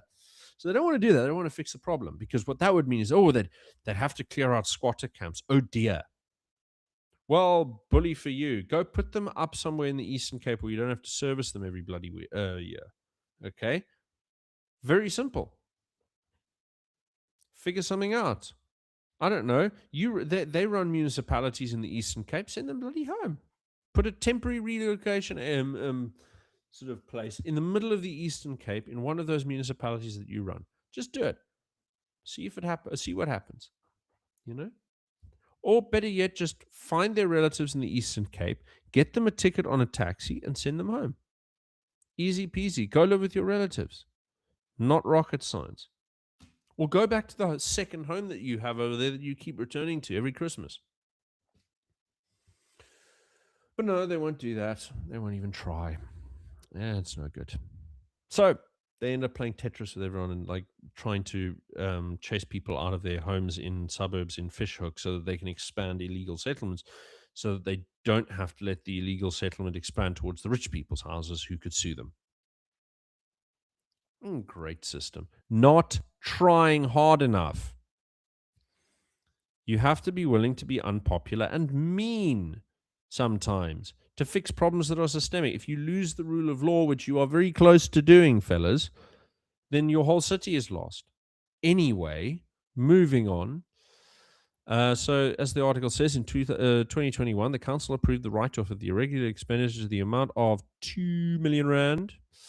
And in 2023, and this is Overstrand, Overstrand Hermanus, right? And in 2023, the write-off was also 2 million rand. And then in 2024, they brought it down to 1 million rand. This is actually not bad, I have to say. I mean, I know we're making a big deal of it on the website, but that's not bad. What really is sort of is ticklish is how they rolled this over for a number of years.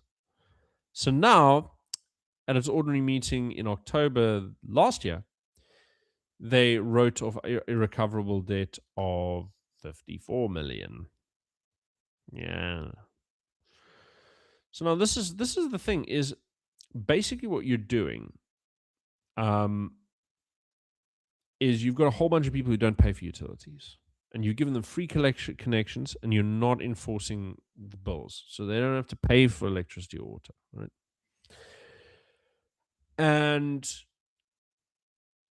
this is a problem because someone has to pay for it, and it's an increase. It's a continually shrinking portion of the population who has to pay for all of these people who are continually growing, and they keep adding on new layers and new tariffs and new hidden costs and new complicated measures, just so you have to pay 1 million times.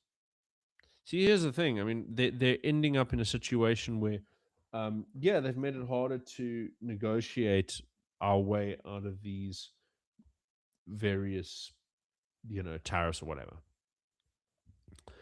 But they're making it more painful, because if it was just one bill that we had to pay, it'd be one thing. But it's like, okay, now you got a surcharge, on top of this. You got a connection fee. What is this stuff? And it's going to keep piling on. It's going to keep growing. People get peeved off by the number of things. I mean, like, it's not just the raw costs, it's also the number of different little things. It feels fraudulent. Constant new costs feel fraudulent.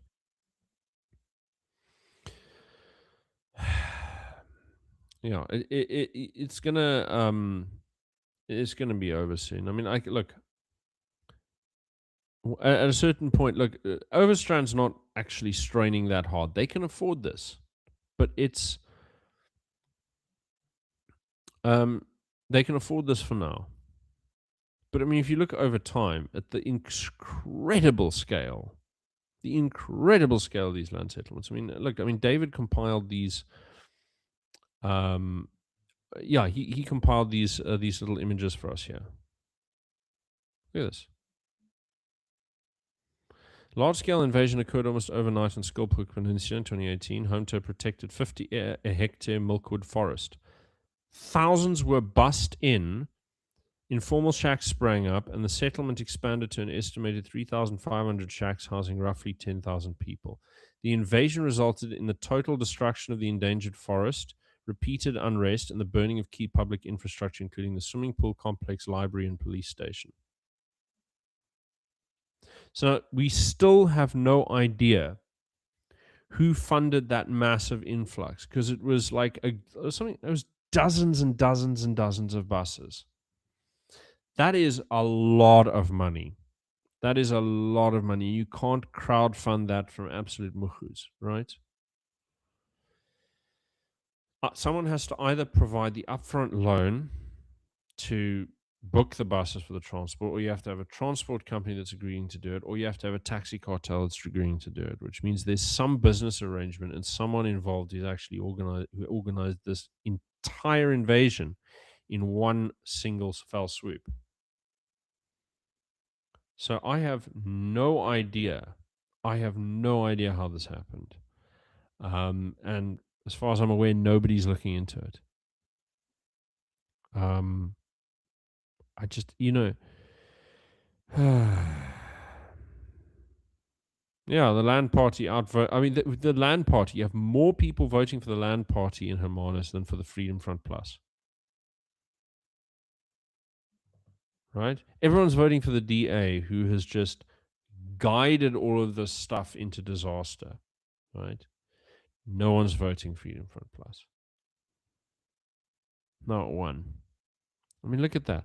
Look at this, pathetic. It's like, I want a solution to my problem. Really? You do? Then do something different. I mean, voting is literally the most low effort thing you could possibly be doing. Are you stupid or something? Like, pick a different party. Pick someone who is going to do something different.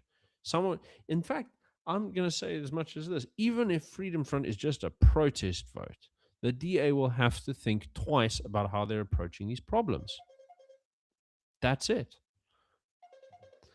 And it happens to be the case that, you've got this party sitting there that is absolutely loyal to minority interests, and still everyone's afraid to go with them. Everyone's afraid of going because something bad might happen. Bad like what? Like this? I mean, what do you think is going to happen? You think Julius Malema is personally going to come down and um, drag your grandma off by a ponytail?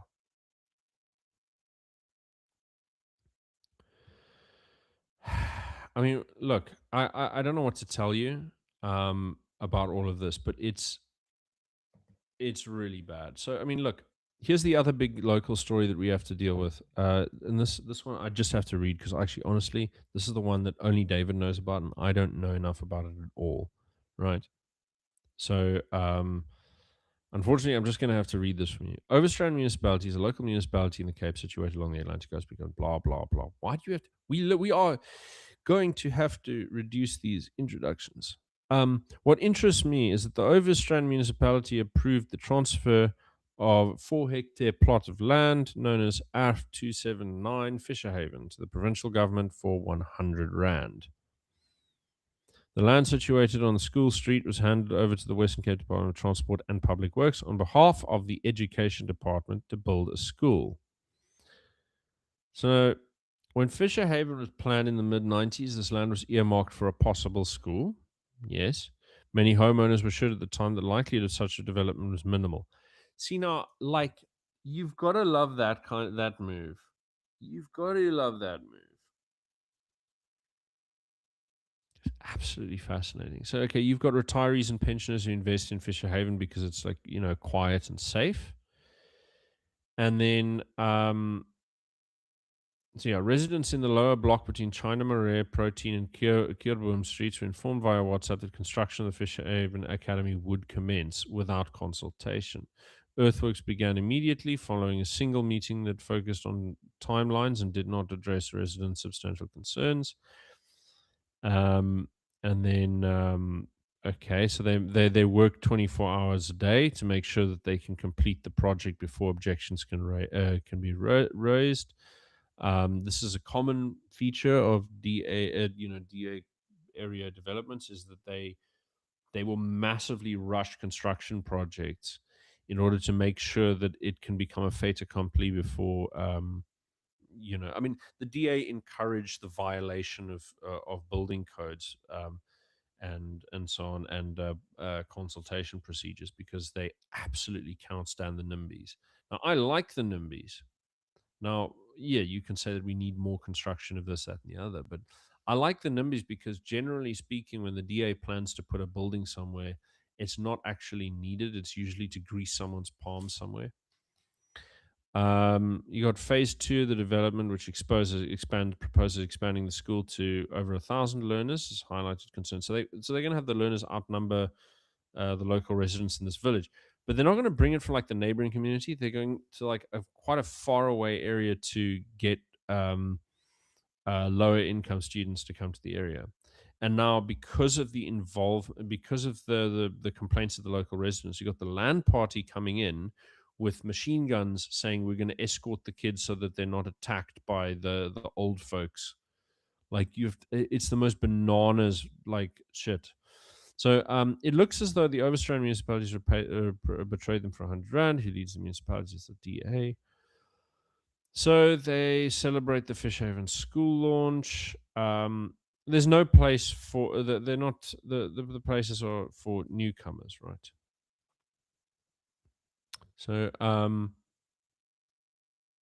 yeah, I mean it's sort of very, yeah. It's saying this one over here. So this guy saying wait, why is this not working? Show on stream. There you go, Mr. Martin Nosen. It's correct. They're just status quo, right? And you ask yourself, oh, have things been getting better? Not really. Not really. Some things have been getting shinier in very specific areas that are run by very wealthy people who have privileged access, right? But other things, not so much, right? And I think, we really, really have to slow down the rate of change, the rate of influx, the rate of decay, so that there's enough time that people can actually rebuild and get things orderly. And the only way to do that is to get the DA a slap in the face this year and make it obvious to them that they cannot be voted for. Like, you cannot vote for the DA, because the it's absolutely vital that they are checked by parties that are capable of checking them. The ACDP has got a few good players. Vryheidsfront Plus has got a lot of good players in the Cape. Again, I don't know so much about the northern branches, and I get mixed reports about them. But the Cape branch is, they're the thoroughbreds there, a lot. Very clean cut, very good. Don't have too much problem chastising the DA for misbehavior.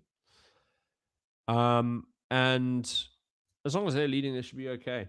Um, I still, another thing is the referendum party. I think the referendum party are going to come in this year, and they might make a bit of a splash. Not as big as you'd like, but I think they're going to win a few seats.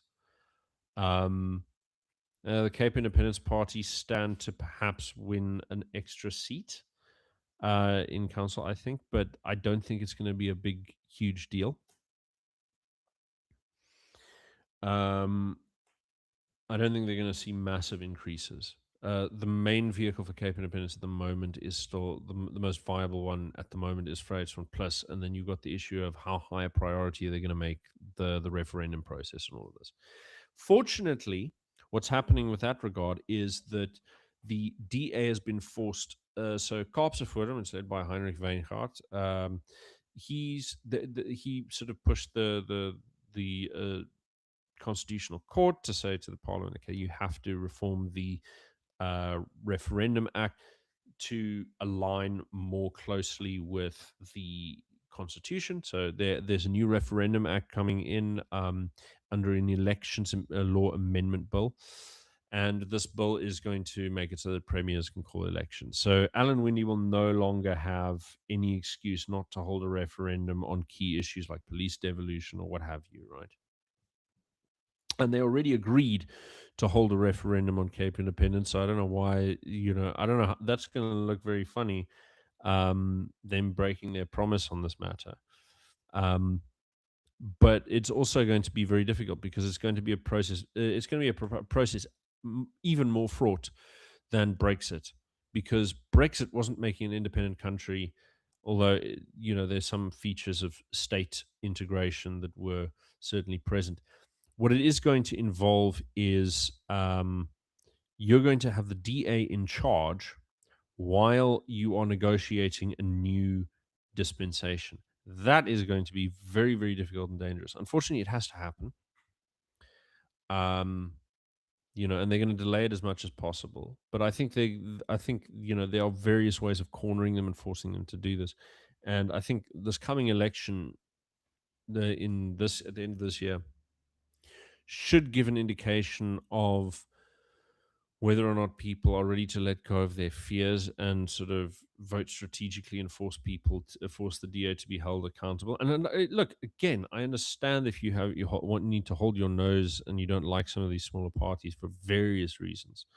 But if you don't vote for them, the DA is going to continue exactly where they are.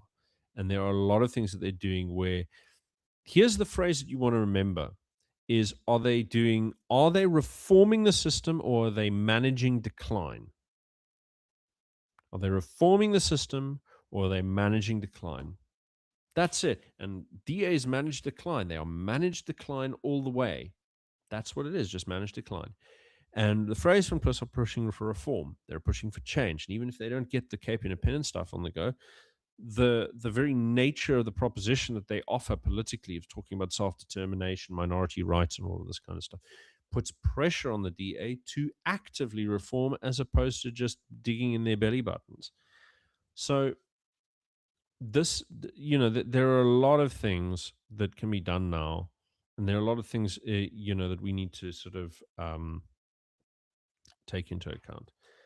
I would suggest, however, that we're in a very ambiguous place in international relations. And I want to bring up the Iran situation briefly. Now, the Iran situation is complicated. So we don't know if the president's lost control of his military or not, because they're not listening to his instructions. But I have a suspicion that what he's doing is he's deflecting blame by making the process confused.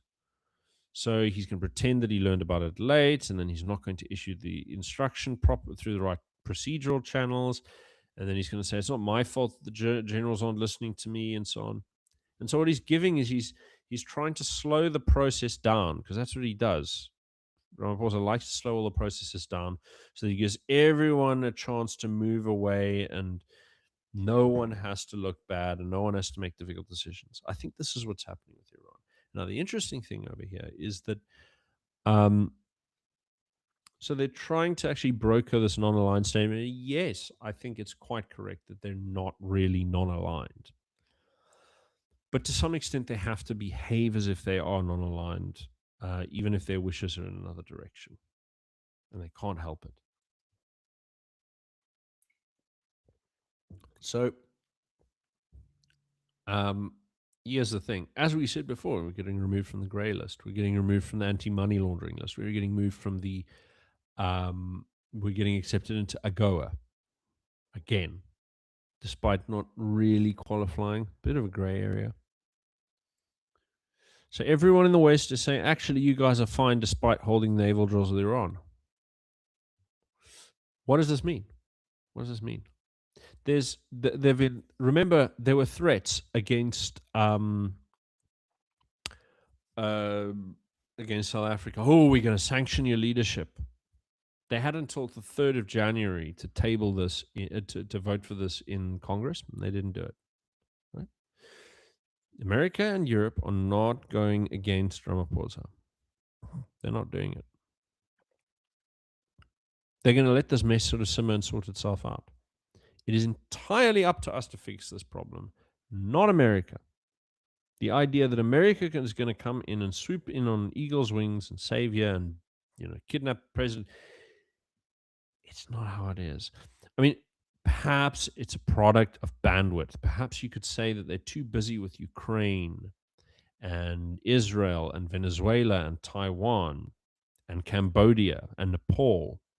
Right? I mean, I don't know if you've been paying attention to those other two, but there's hairy stuff happening there. There's a lot of American attentions on cleft states African divisions in the Sudanese civil war, and triangulation between Turkey and reforms in Syria and reincorporating Kurdistan. And I mean, I don't think, even if they were really serious about knocking over the ANC and changing South Africa, which I'm not sure they entirely are, I think they're just trying to apply a little bit of pressure. I think even if they were really serious, they don't have the bandwidth for this. America is very busy right now with a huge number of both internal and external struggles and negotiations and conflicts, right? I mean, they're about to launch a military action to remove the Somalians occupying Minnesota. I'm exaggerating a bit, but they're in trouble. And so,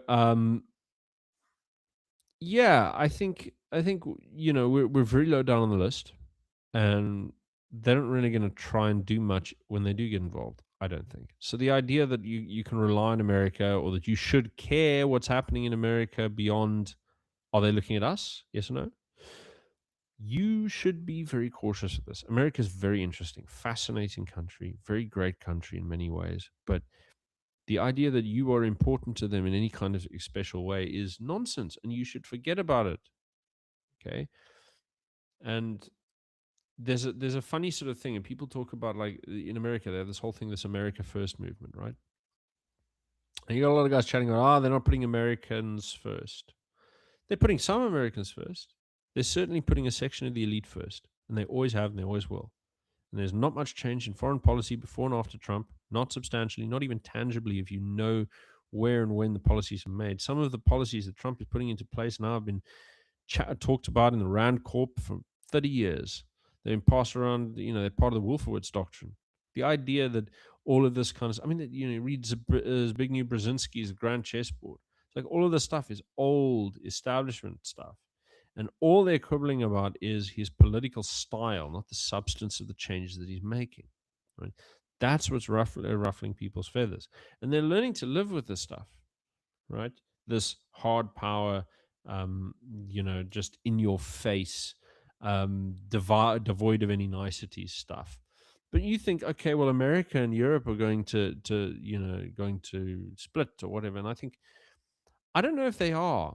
I think the second that they have someone who's more sort of urbane and blue-tied, they're going to go, oh, yes, Mr. President, what would you like? Would you like my firstborn daughter? She's very nubile. Maybe you can give her a squeeze. I think what's going to happen is that the Americans in Europe are going to go. I mean, it doesn't matter what the Americans ask of the Europeans. I mean, it doesn't, blowing up the Nord Stream pipeline or whatever they're doing. Like, the Americans will buckle, the Europeans will buckle eventually, right? And the interesting thing is that I think that some of this infighting between the two blocks is just, it's just theater, because for a very long time, the Americans have had this whole thing of a division of labor, and it was spoken about openly, like Pete Hegseth and a whole bunch of guys, right? It's a division of labor. It's like, okay, well, Europe's job is to funnel their resources and men and everything into dealing with Russia, and then America will deal with its own sphere of influence and and what have you.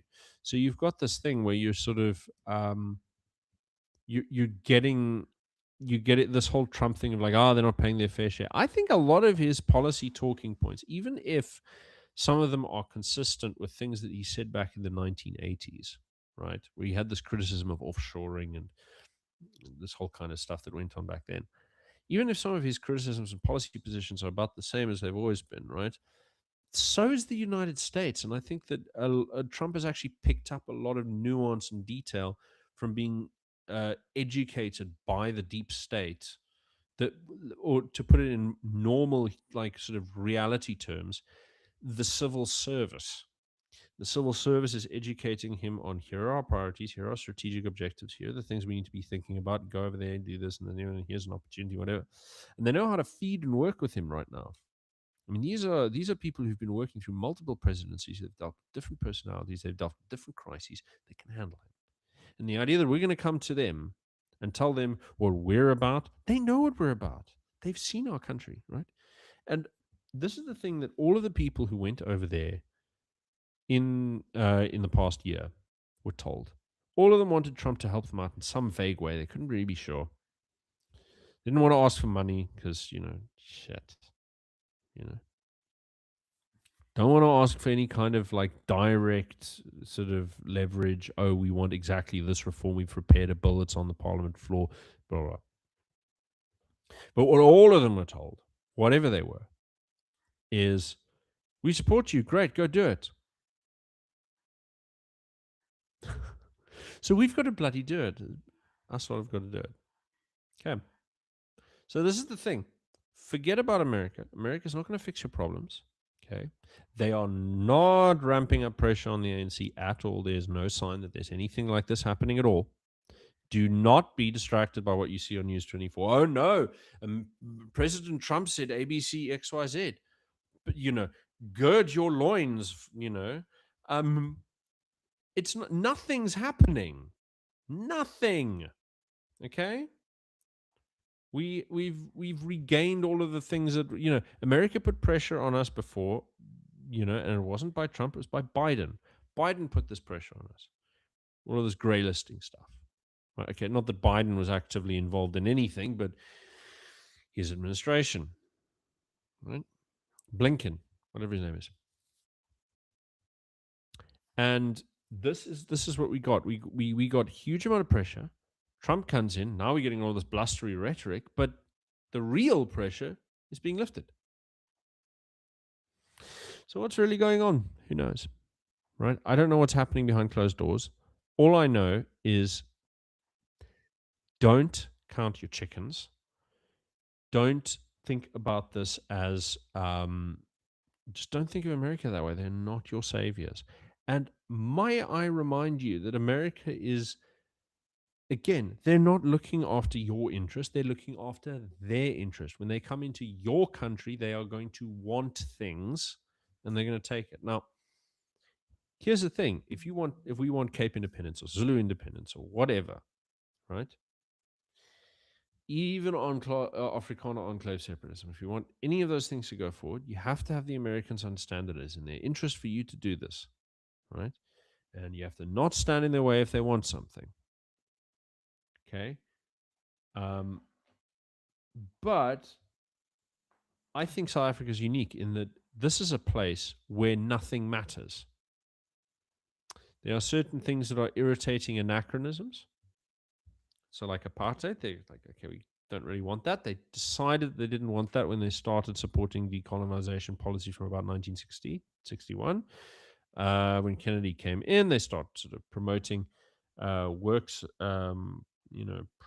There's actually I think it was from Wits University. They put out a nice sort of academic monogram on the CIA's support for decolonization literature and so on. So then they back the UN sanctions against us in 63. Then they do a big review of us in 1969 with Henry Kissinger, who says 4 different models for how do we get rid of apartheid, change the government, stabilize the continent. Then you get to 1974 and 75. Portugal and Spain lose their dictators, and in 75, China's opened up to America. They stop buying all of our gold. South Africa and China's gross fixed capital formation growth decouples, and South Africa goes into free fall in terms of capital formation. And as the same time as this happens, we have the Soweto uprising, which is organized by the Black Consciousness Movement, the BCP, with which the CIA had been in contact for just about a year. And then you have the British had been in contact with them since their founding. I mean, Black Consciousness comes out of the Anglican Church; it was guided by them, right? So global calculus of the markets change, and what they changed in response to was a limit on Russian oil production capacity that was revealed in the 5-year plan published in 1971, right? So from 1971, when America defaults, then a couple of months later, on the gold-backed securities, Russia announces that they've limits to their petroleum growth.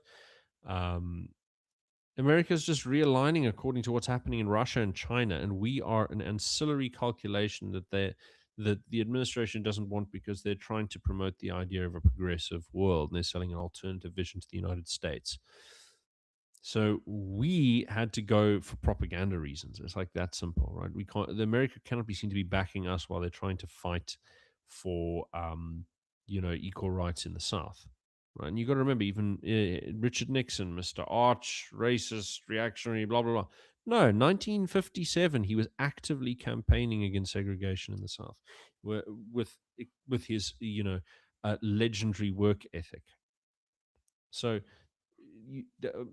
positive engagement with South Africa in this regard. Actually, the tentative steps go all the way back to Truman, if you know where to look. So it's just that they don't see an in until 77, 76, and then Forster goes, "Yes, we are. Oh shit! Well, we're going to have to embargo Rhodesia for you because you asked us so very politely, and we're going to remove the color bar for skilled employment in South Africa." And then we're going to liberalize the freight industry so that the Oppenheimers and the rest of you who've been operating um, runs through Rhodesia can get compensated and what have you. And then thus begins the shift from rail to road freight and the degradation of both systems over time, which is still a problem today. I mean, remember, big trucks cause axle damage to roads increases by a power of 4, not a factor of 4, a power of 4, with weight increase. So big trucks are horrible for the roads, and they also don't pay for the roads. So the roads are paid for by the taxpayer, whereas the rails are paid for by the users with tariffs. So yeah, it's externalizing the costs. Anyway, so yeah, we went down because Nixon needed China to open so that they could put pressure on Russia and accelerate and sort of hasten the growth ceiling on the Soviet Union, which the oil production figures dictated they would hit. And this allows them to go bashing at them in their foreign war in Afghanistan and all kinds of things like this. And by 1985, they strike a deal with them, and yeah, it's interesting that when you get perestroika and all of this kind of stuff happening, right? At the same time as Russia's winding down, you get South Africa accelerates, right? And immediately after 77, when the government's announced that they're going to do this, the ANC gets a call from Moscow and says, come over to Vietnam. We're going to have the Vietnamese teach you how to run a guerrilla war. You can kill as many people as you like. Just weaken the South African government. It all works together. It all works in synergy, but it's got nothing to do with us. And we sort of said, wow, I mean, look, in a sense, we've got to make it happen. A lot of us did, but the movement was already in place. The government was already reforming. They were getting ready to relinquish power already. They had some silly ideas of how to do it, but it wouldn't have worked. And then they eventually had to abandon those. And we are now where we are now. And you have to ask yourself now, while nobody has an actual solution to South Africa, the board's actually open. There is not yet a position in which we are in crisis in one way or another so severely that we cannot decide the future now. And so you have to ask yourself, do you have a solution to the South African system? No, I don't mean, let's just convince everyone to want something different. I am saying something bloody specific.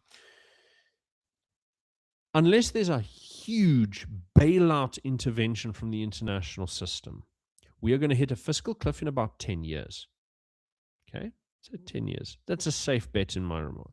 Now, there is a way that this could not go, but we can't change anything here. The status quo is the status quo. DA, ANC, not going to change it. If you want to change it, there are 3 main avenues: the Cape, KwaZulu, and Solidarity. Solidarity needs to pursue anchor towns. I believe this like the ground under my feet. If they can find an implementation procedure for this, they will win. Okay, the Zulu need to be gentle because it's a tinderbox. You don't want millions of people to die. So what you need to do is to foster developmental programs in the former homelands, in the traditionally run regions. Let's say the landed aristocracy need to pursue developmental aims. This is my perspective on the matter, right? The Cape needs to get we need to get our act together because we really do. You pursue this perspective, right, where you're pulling in all directions, and it's not just the territorial stuff. It's also gun rights. It's also employers organizations and taxpayers also and ratepayers associations, all of this. You need to be pulling money out of the government. You need to be pulling power from the government by any means necessary. By 1,000 cuts you will bring the beast down. And let's say there's a hypothetical scenario. If you want to see what a situation looks like that benefits us and pleases the Americans without giving us any kind of horrible nightmare situation down here, I'll show you what it is. You get an orderly secession from the Cape with mass land, and you get a sort of very strict Bukele style government that clears out a lot of illegal settlements. Can't clear them all out. I think there's going to be it's going to get sort of a bit messy towards the end, but there's a lot of low hanging fruit, right? You know, you're an orderly leaving of the Cape. You have you get the Zulus up to a point where they go, actually, our traditional leaders and our king are they're respectable again. They're doing stuff for us. This is the future, and we think we need more autonomy. They don't have to. I mean, because look, the power of a king's word on a matter is so great. He doesn't have to say secede or independence. He just has to say, we believe that we deserve to have a greater ability to determine our own affairs in our own province, and we would like to negotiate on this point. Changes the game because there's already on the ground. We know this from polling. We know that they have a lot of support, right, for independence in Brazil if they ask the question, right. It just has to be done in the right circumstances. And then the other thing is the Afrikaner enclaves, the anchor towns. You can establish a situation where Cape is gone and KwaZulu is gone. They are now both of your main export ports, or your ports, many of your ports are now owned by foreign, Western friendly states. Okay, so you can't ship out your iron ore or anything without paying tariffs in Cape Town and Durban, right? And yeah, free trade, let it happen. Okay. But America and Europe have friends in Maputo, Walvis Bay, Cape Town, and Durban now, right? These four ports through which you can export from South Africa are now all, they're surrounding you and they don't belong to you anymore. So what are you going to do? You have to play ball. So now you get a situation where you've got the rump state of South Africa, still a massive country with a massive economy, lots of mines, still got sea access for later development, through PE, right? That's going to be the big port. There's going to be a lot of infrastructure that has to be built there, but Afrikaners will be developing autonomous communities that can tell the government to sod off if they decide to get aggro, or let's say they broker a favorable deal with the Americans and the Cape and the KwaZulu and Mozambique, whatever, and they mistreat the Afrikaners, whatever. You are now in a position where you can say no, right? Let's say it goes all hearty global governance and you get a nice big DAANC permanent conglomeration at the heart of Pretoria and Johannesburg that rules the rump state of South Africa for the WEF until doomsday, right? They don't have enforcement capacity. They've got reduced legitimacy. They've got instability. They've got corruption. They've got all of these problems that are now increasingly being hammered to take over by the private sector. But the anchor towns are not subject to warlordism. They're not subject to commercialism, right? They're controlled by tangible communities that are running their own local governments, independent of the state.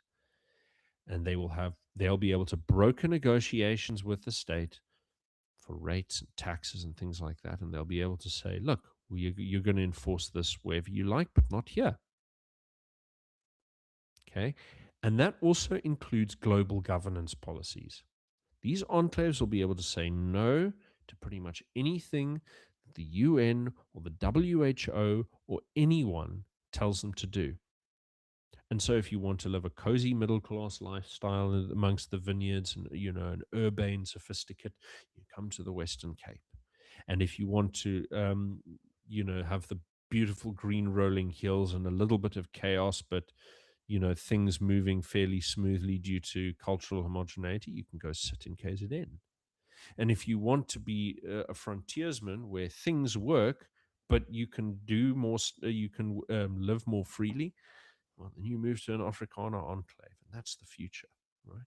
That's the future you need to aim for. Is one where everything is disaggregated, and every single entity that exists is forced to respect the interests of minorities. Such is the future that can be for us if we are serious about it, and it's got nothing to do with America.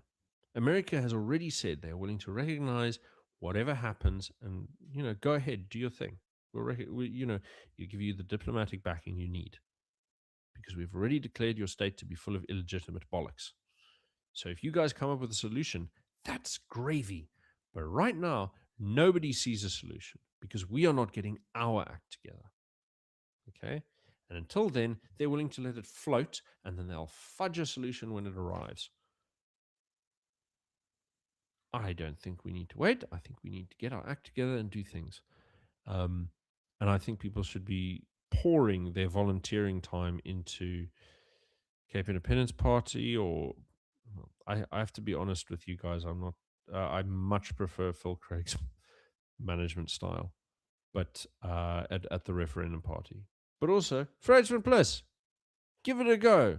They're good guys. They're experienced. There's lots of stuff going on there, right? So, this is what I think. And I think, think of your future. There's one going right ahead. Don't think that, don't try and over rationalize the system and say, oh, we're going to, every little group gets its own homeland. No, those who can will. That's it.